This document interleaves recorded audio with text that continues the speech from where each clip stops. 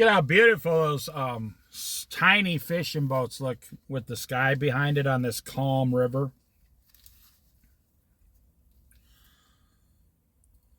We are on Revelation chapter 10.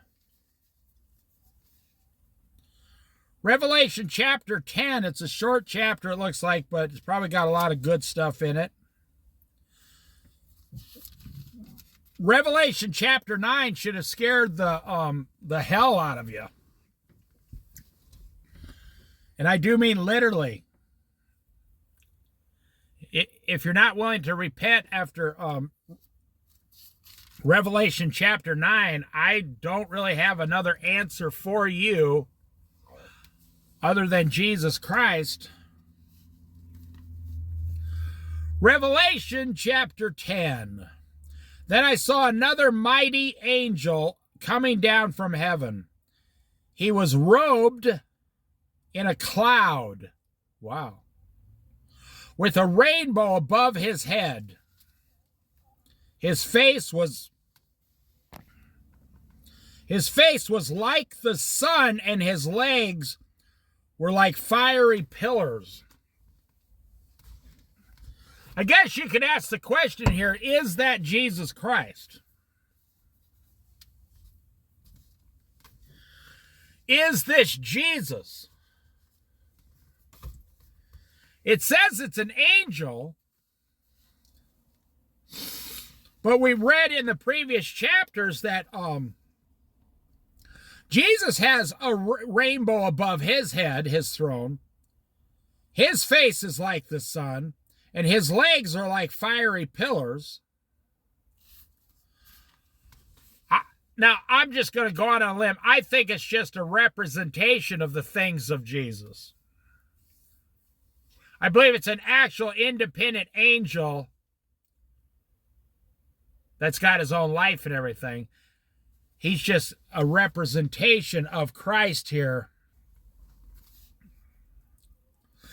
Well, it says the believers, when you die or you're raptured and, after the Battle of Armageddon, we receive sometime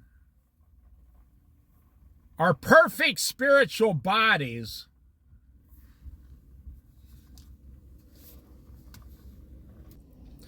And your perfect spiritual body is going to be like Jesus. It says we will be like him, seeing him as he is, but we will be like him in heaven.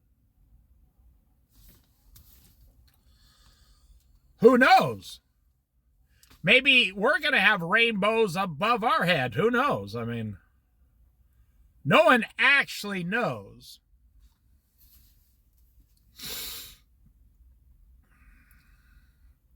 He was holding a little scroll, S-C-R-O-L-L, which lay open in his hand. He planted his right foot in the sea and his left foot on the land. So this is a big angel. And he gave a loud shout like the roar of a lion. When he shouted, the voices of the seven thunders spoke. When he shouted, he came down, put one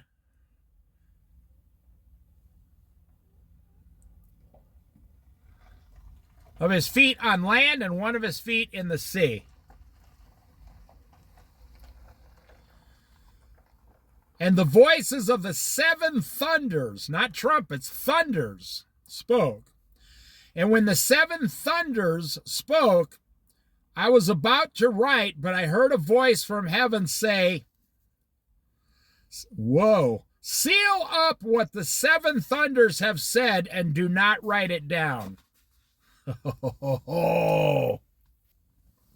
That sounds beyond fascinating. We are not allowed, there's in the Old Testament, there's something a prophet saw. It said, do not write this down until the appointed time. Well, now here, John was told the thing you just saw happen, the thing that the seven thunder spoke, do not write that down. Wow. So there's information God does not want us to have.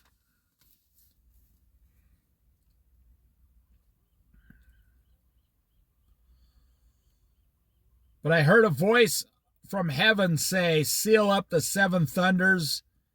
Seal up what the seven thunders have said, spoken, and do not write it down. Then the angel I had seen standing on the sea and on the land raised his right hand to heaven. And he swore by him who lives forever and ever, who created the heavens and all that is in them, the earth and all that is in it, and the sea and all that is in it, and said, there will be no more delay. Can you imagine being in heaven during the rapture, watching this during the 7 years of tribulation? Watching all of this stuff take place? Can you even imagine watching all of these things happen? How fascinating it will be that these things are happening right in front of our face. We will have a front row seat to all this, and the great part is we will be with Jesus. No harm will come to us because we were raptured.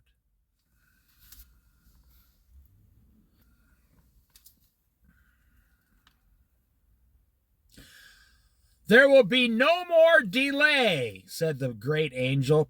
But in the days when the seventh angel is about to sound his trumpet, here we go, the last trumpet we haven't heard from yet. But in the days, D-A-Y-S, not day, not single day, in the days when the seventh angel is about to sound his trumpet, the mystery of God will be accomplished. Whoa. Just as he announced to his servants, the prophets. The mystery of God will be accomplished. You know, like I said, I don't speak like a trained theologian or a trained pastor, minister. I never went to college for this Bible. I've never read other books on the Bible. I don't read other people's opinion on the Bible. I've never read another book about the Bible. So you think you're having problems today, and there's something that God cannot fix in your life, you would be wrong. Until the mystery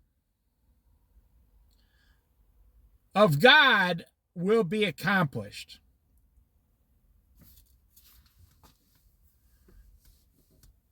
I cannot tell you the last time I heard a minister or preacher on the radio talk about the mystery of God. As a matter of fact, I can't remember them ever speaking about it. A lot of ministers and stuff, they only talk about what they know. And no one here knows what the mystery of God is. But I want to look at it from a different point of view, as like a guy down on the streets trying to survive these last days by following Jesus Christ. If you're having problems, whatever, you got all this stuff going, things are going on and on and on. You're having troubles, you think you're having troubles, whatever's happening to you, and then you say the words, we're waiting for the mystery of God to be accomplished. Not revealed. We're waiting for the mystery of God to be revealed. It does not say that. It says, waiting for the mystery of God to be accomplished. Now, I find that fascinating. I like that. Because if God just revealed something to you, he wouldn't have to do any work. He could just reveal the answer to you and it would be over. But I love this about God. Oh man, I'm tingling inside when I talk about it. I love the fact that God gets his hands dirty. God comes right down in the dirt, the clay, and molds the man himself with his own hands. I love the fact that Jesus walked up to Abraham himself. I love the fact that Jesus talks to me, a Christian, every day. It's not something he's revealing, it's something he's working and accomplishing. The mystery of God will be accomplished. In order to have an accomplishment, your children know this from going to school. In order to have an accomplishment, there's a lot of sweat and hard work behind every single accomplishment. You have to have deeds. You have to have things you're going to do.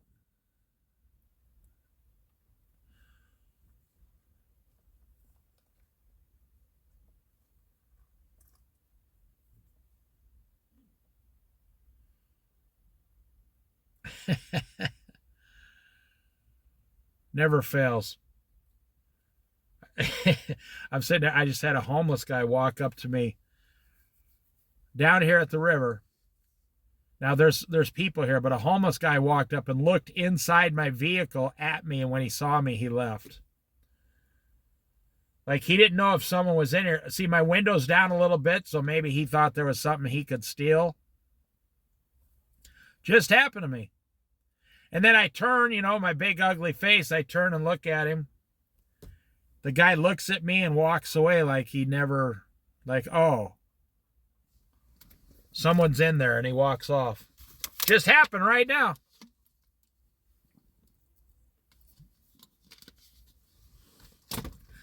If only that homeless man who was maybe looking in my vehicle to take something. Once you get used to welfare and once you get used to stealing from other people, that's how you make it through the day. Now, I have nothing against the guy. I don't even know him. I just know he's probably a thief, But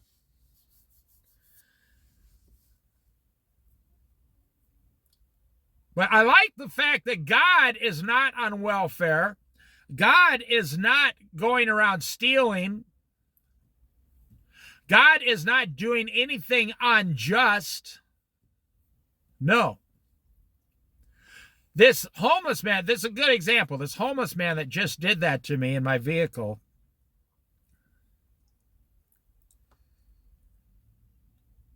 He has no idea what he's missing out on. See, you see someone's truck door open, for example, and the guy walks by, takes something out of it, and walks down the street trying to sell it for $10.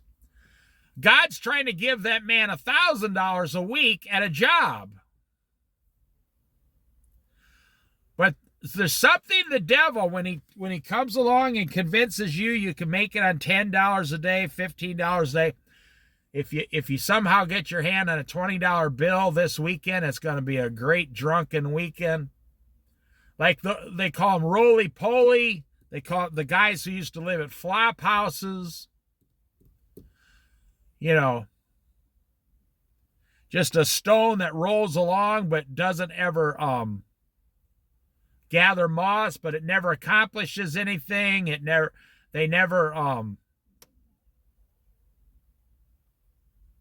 they literally, I know homeless people have been homeless, I'm not making this up, 40 years. I've spoken to them. They said, I chose to live on the streets for 40 years. And when you get right down to it, you say, well, what'd you go on the street for in the first place? They say, well, I used to have a major drug problem. And that took me 20 years to figure out. And now, after living outside on the ground for 20 years, I can't live in a house. Do you know, along the Oregon coast, I knew these people. The state came and built them subsidized housing and put 4 homeless men in this 4-bedroom house. I'm not making this up. All for free. They didn't have jobs. They were all on disability. They didn't even have to pay anything in the they had to go through a program. You know, those guys, I spoke to them. They had trouble staying in the house. After being on the streets for more than 20 years, they had trouble staying inside at night. They were like, if you put a seagull, to catch a seagull down here, put it inside of a shed, the seagull will walk back and forth, back and forth, back and forth, freaking out that it needs to get outside. That's the way, if you've been homeless for more than like 15, 20 years, that's who you are permanently. And I thought that was a great example of what I just read here.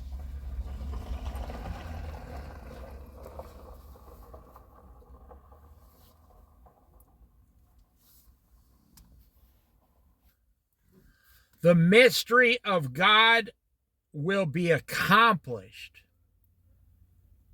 just as he announced to his servants, the prophets. Well, that's Old Testament stuff. The prophets are Old Testament. And they waited like 4,000 more years for everything to become finished. But of course, they waited while they were in heaven. They were in heaven. Couldn't be too hard to wait for something. You're in paradise. I could think of a lot harder places to spend 4,000 years, you know. I mean, you think about it. So here, God is trying to accomplish some work and reveal the mystery of himself. He's working, he's performing works for us. And then the homeless man walks by and he looks in trying to get something. He's doing everything he can to stop working. I'm always amazed when people don't read the Bible a lot. They say, oh, God finished working on the 6th day and then he's never worked since. I say, you don't think God's working every single day, 24/7 on our behalf? No, I do not. I believe that God is in heaven waiting. It said he accomplished all his work. His work was finished on the 6th day. And I say, well, can I give you an idea? And they go, okay, go ahead. They're usually very tense people. They've learned this from a childhood church that they went to. But they may have not, because they were children, they may or may not have heard the preacher correctly. The preacher might have said something completely different. I say, well, if God finished all his work on the 6th day, then how come Jesus, do you believe Jesus is God? And these really strict people say, yes, I believe Jesus is God. Well, then how come Jesus said on the cross, it is finished? They say, what do you mean? Well, it means God finished the work on the 6th day, but then he kept working through Jesus. So why did Jesus say it is finished? They go, well, never thought about it. Okay, then why did Jesus, if all the work of God, Jesus, is finished on the 6th day, why is Jesus doing the work of bringing John up here for the book of Revelation? And a little light bulb goes off. They say, wow, that's a real good point. I never thought about it. No one's ever said that. I say, the Bible says it. You shouldn't be so harsh with your answers and people because what I just told you is right in the Bible. You probably don't read the Bible a lot. And they say, no, I haven't read it in several years. Right. Right. There's things in there you don't know. God is working right now to reveal his mystery to us through accomplishments. Okay, then the voice that I heard from heaven spoke to me once more. Go, take the scroll that lies open in the hand of the angel who is standing on the sea and on the land. This is so fascinating. I mean, John's on earth, John's in meditation, John's in heaven, John's with Jesus. John is looking down there. Now he's told, go back to the earth where that angel is and take the scroll away from him, then come back. I mean, this is the most fascinating thing. For those of you who believe in time travel is possible, this is basically like time travel. He's going back and forth, back now, but it's in the spirit, you see. I mean, it's kind of a small version of time travel is what I'm saying.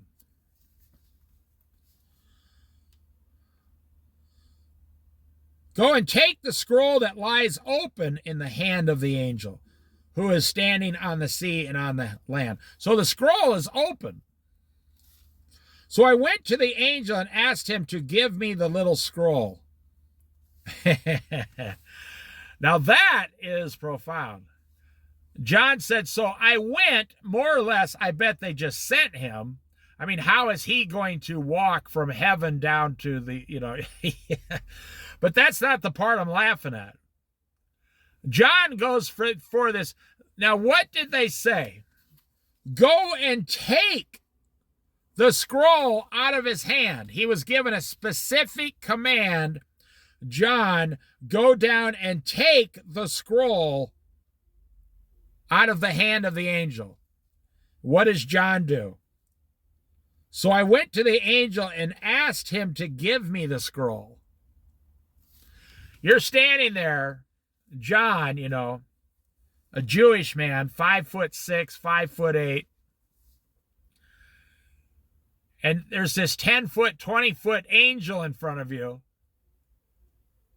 And John's looking up at the angel. And he was told specifically, go ahead, take the scroll right out of his hand. And John says, can I have that? Can you give me the scroll? I would be full of fear too. I would be scared to death of that angel. I would say, can I please, like those people up there in heaven told me to come down here and I'm supposed to take that scroll. Is that okay with you? Please don't cut me down with your sword. So I just find that humorous that they gave John specific instructions, go down and take the scroll out of his hand. John says, can you give me the scroll? Pretty please, please.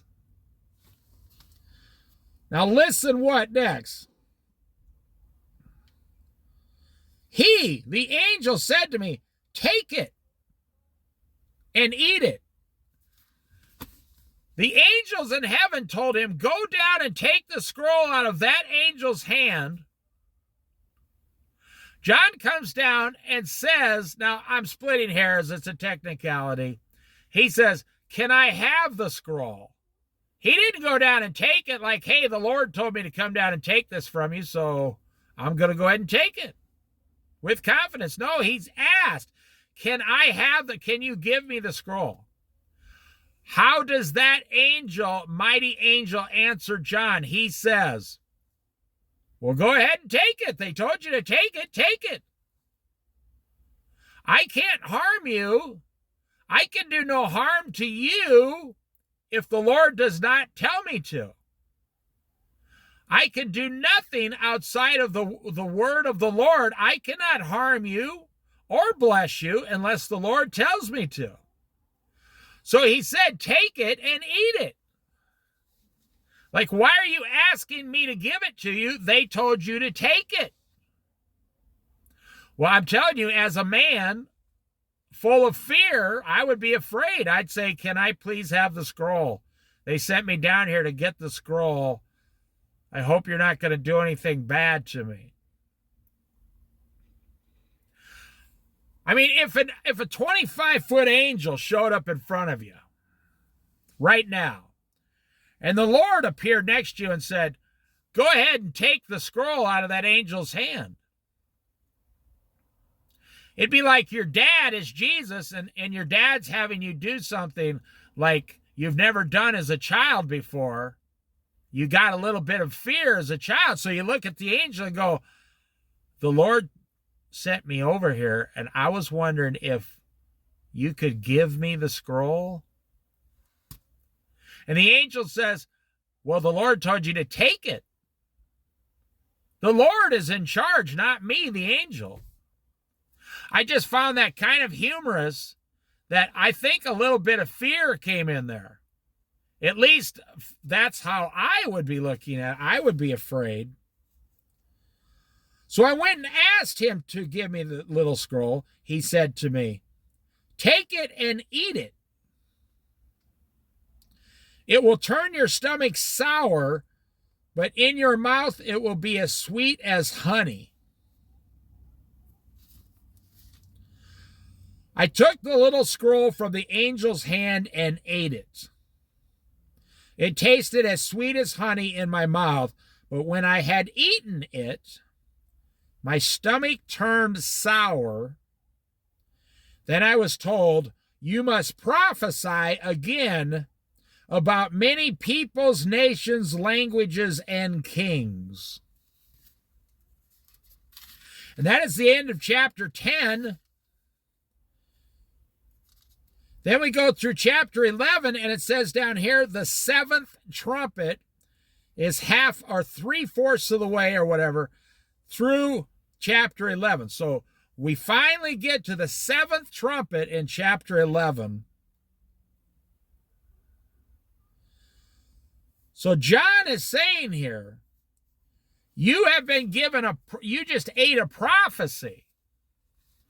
And you must go and prophesy of many future things to come. And then the book of Revelation, chapter 11, 12. 11 is the two witnesses, the seven trumpets. 12 is the woman and the dragon. 13, the beast out of the sea, the beast out of the earth. So this isn't, this starts talking about all future nations in the last days. That we are, you and I are the generation from chapter 11 forward. So it's going to be so fascinating. Now we get into, so I want to, before I forget to tell you, so this prophecy, at first, when you eat it, is as sweet as honey. And at the end, the prophecy is bitter in your stomach and makes you sick. So it's a prophecy in the future that looks as sweet as honey, but becomes bitter and makes the nation sick, you see. So that's the end of chapter 10. We will get to 11 next. I'm not going to do it today, probably. The beast out of the earth, the seven angels with the seven plagues, the seven bowls of God's wrath, chapter 16. Oh boy, this just goes right up until the very last moment of the 7 years of tribulation and the beginning of the 1,000-year reign. It's right there.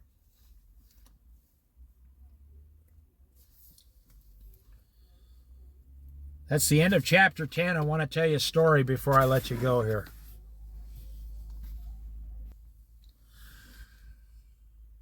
I'm looking at these two Chinese guys walk by right now.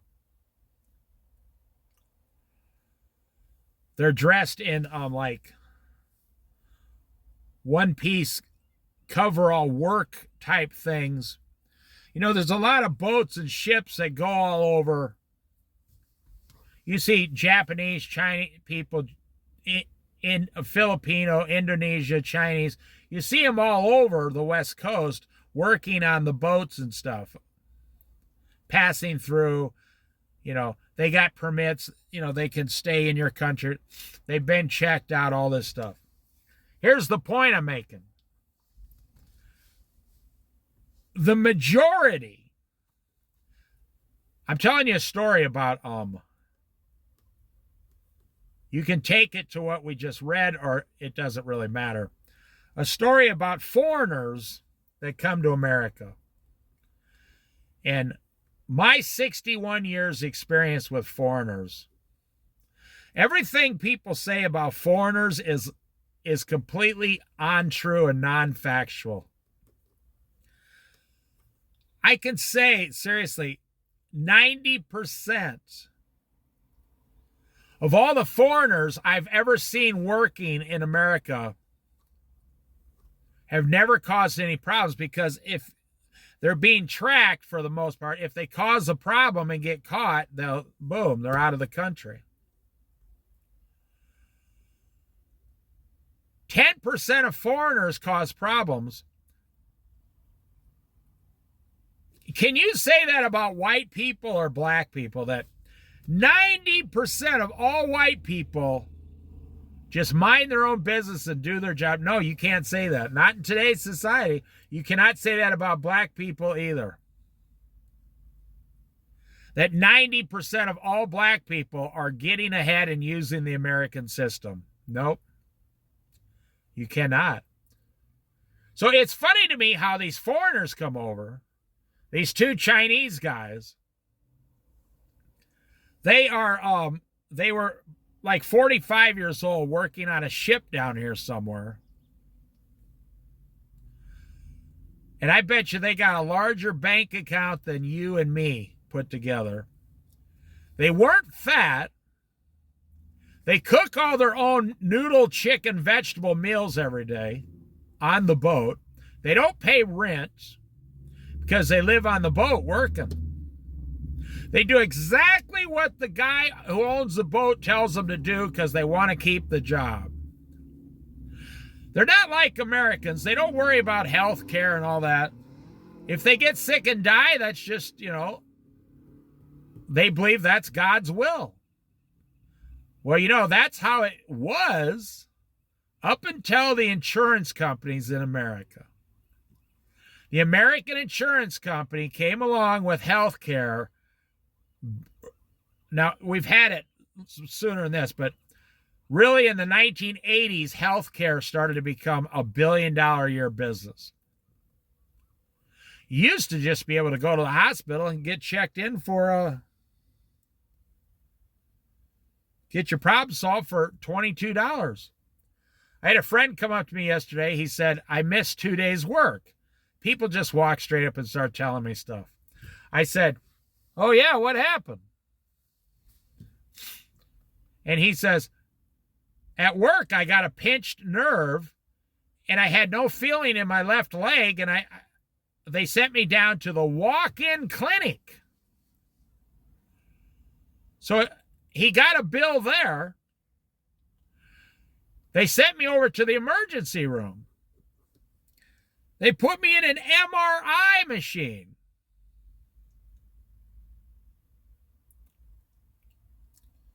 They said, oh, you got a pinched nerve. Take these steroids.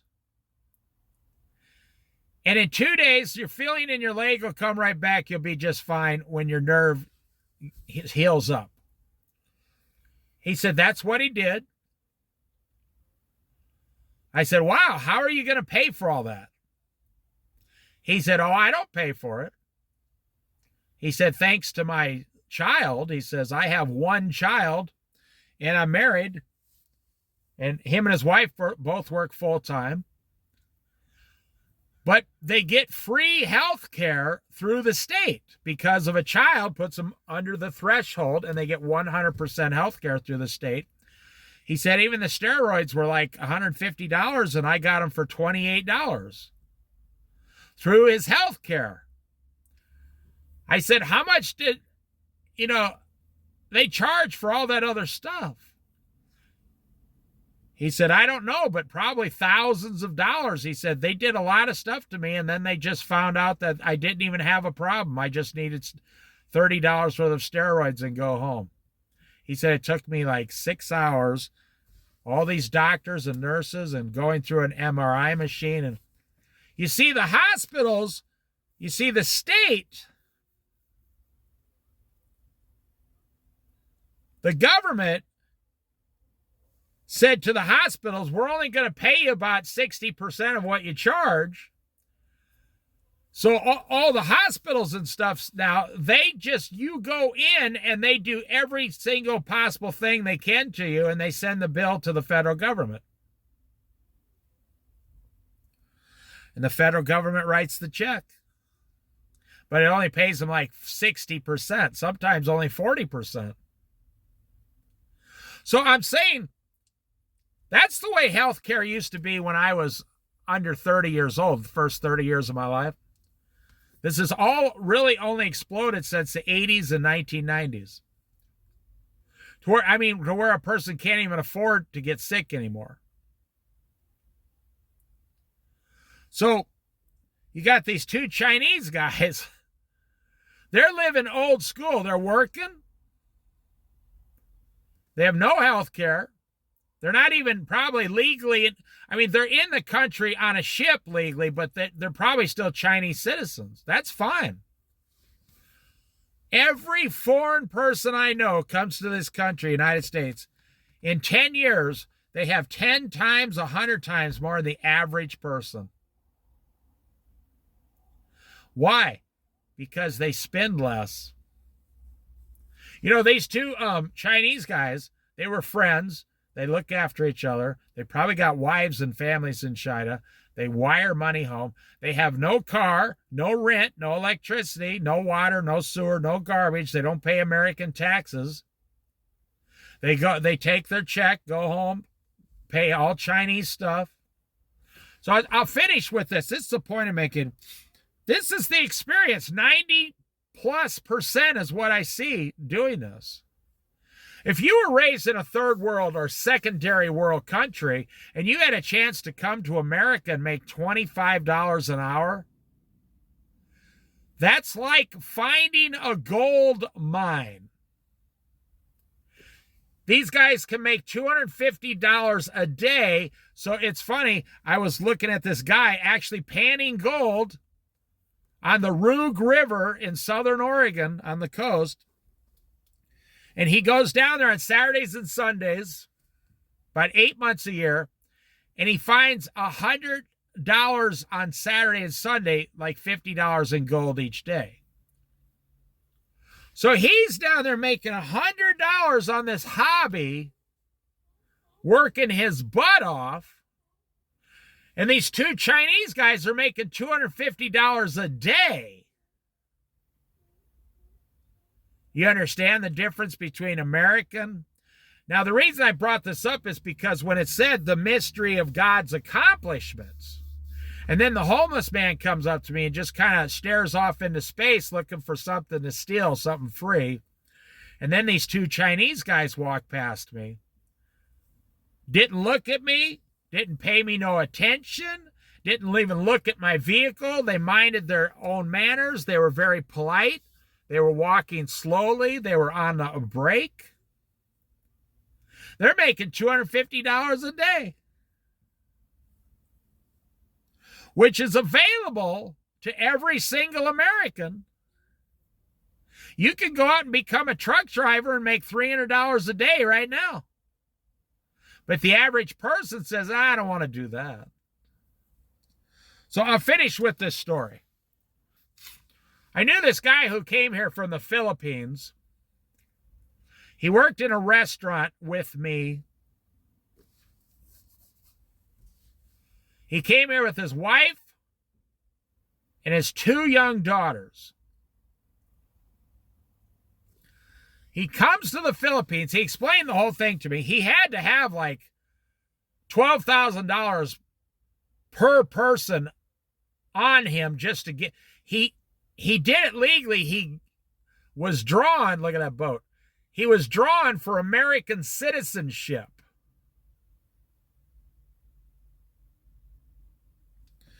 He didn't come here on a green card. He waited to get citizenship. He wanted to become an American citizen. He said he waited 15 years in the Philippines, and that's a friendly country to America, at least back then. I knew this guy 21 years ago.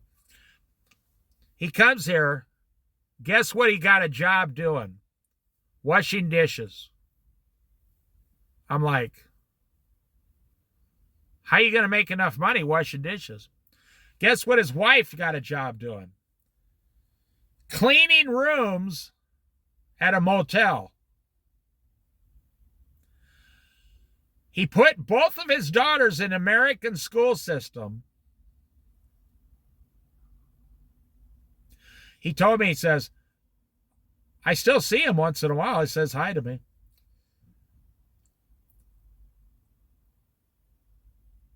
He said the hardest part about everything was saving up the, like the $48,000 the government requires, whatever the number is, before we can come here. He said it takes a long time to save up $50,000 in Indonesia. He said, but when you get to America, you can save $50,000 in 2 years. I said, well, you're preaching to the choir. I know all these things, but I chose not to work as hard. Therefore, I didn't even have the money to save in the first place. But I had all these lifetime experiences with God and my wife and my family and things. And he says,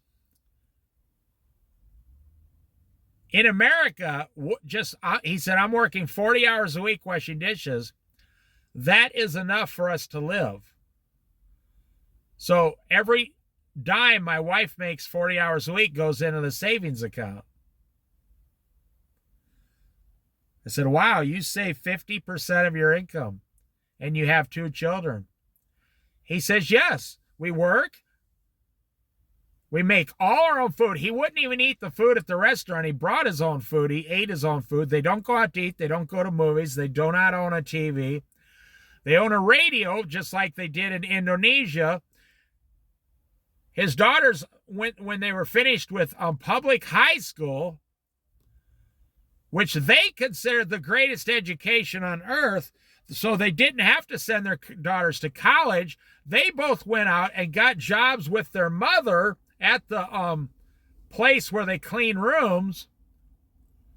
So he says, I let my daughters keep all their own money, and they put it in the bank. They're waiting to get married. So when they get married, they'll have a lot of money. So the daughters work 4 years, make $30,000 a year. They had $100,000 on them when they got married at age like 22. Then they married 2 really nice men, one white man and then one Indonesian man. Great family, beautiful little children. They all live in 1-bedroom apartment. They cook all their own food. Because they have children, they qualify for child care tax rebate like every American. They all became American citizens. They took the test and passed and spent their years here. They all get free health care.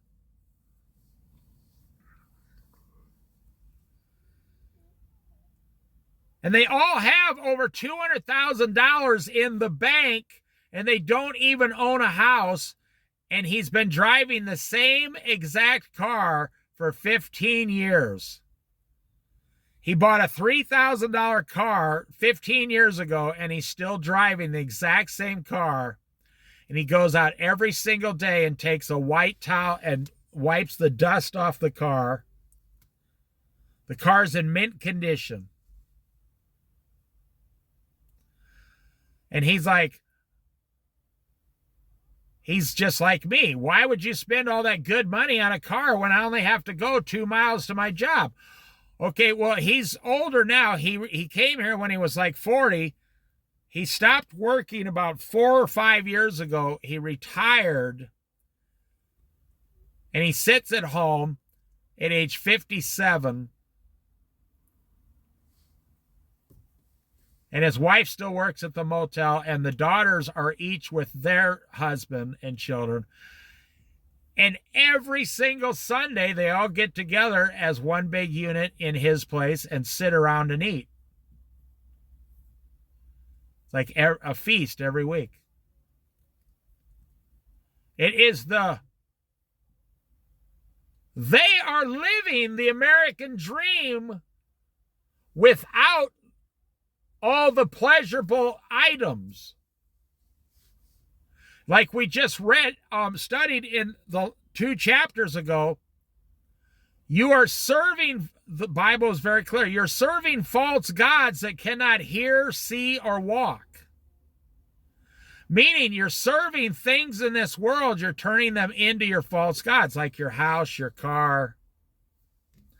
The average American today makes over $25 an hour if you take everybody's average. And what are they doing? The Ford dealerships are on strike. We want $35 an hour. All the hospitals in the Northwest just went on strike. They want a 30% raise. And it was only 1 week, and they got what they wanted because the hospital is just going to pass the cost on to the sick people, the customer. The airlines just went on strike. They all got what they wanted. See, the average American making $25 an hour is doing what? Complaining. I need $27 an hour. I need better health care. I need more time off. And here, my friend and his family from Indonesia, he washed dishes 40 hours a week for $11 an hour. And he's got $200,000 in the bank. And he never even had a house. Most Americans, the only way they can, they have a lot of money when they retire is when they sell their house. This man never even had a house. He had a $3,000 car, which is funny. His car has like 250,000 miles on it, but it's in such perfect shape, it's probably worth $6,000 because of how expensive things have gotten. And the man is a Christian who believes in God. And then I see these 2 Chinese guys walking by. They probably each have over $100,000 in the bank through the American system, but the average American now can't even keep up with a middle-class lifestyle, or we got 1 million homeless people walking around looking in your car to steal something.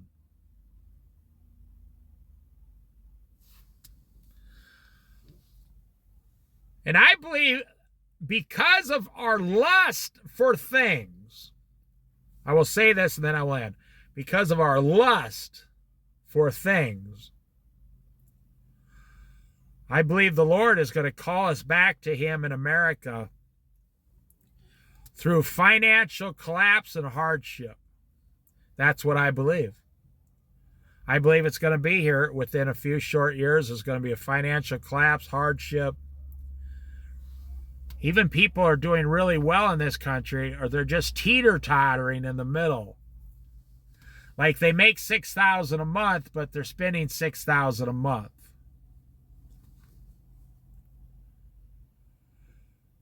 Which makes them appear to be doing really well.